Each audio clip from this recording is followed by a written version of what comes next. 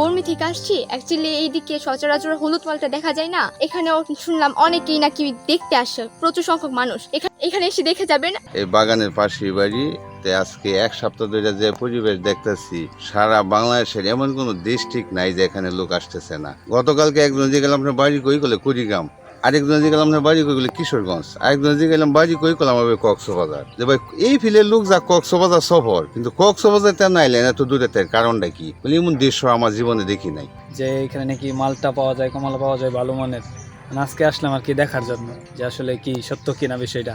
কারণ আসছি, ঘুরতেছি, দেখতেছি মালটাগুলো আসলে দেখতে অনেক সুন্দর। মানে প্রতীক আছে এত পরিমাণ মালটা, টেস্ট বা স্বাদটা কেমন এটা আমরা আসলে আজকে আসছি, ঘুরতেছি, শেষে অবশ্যই কিনে নিয়ে যাব। এটা আমাদের বয়সে না আগে হয়েছে কিনা জানি না, আমার বয়সে এই প্রথম এবারে দেখলাম এই মালটা আমাদের এখানে। এর আগে কখনো দেখিনি, কিন্তু খুব সুস্বাদু এবং মিষ্টি।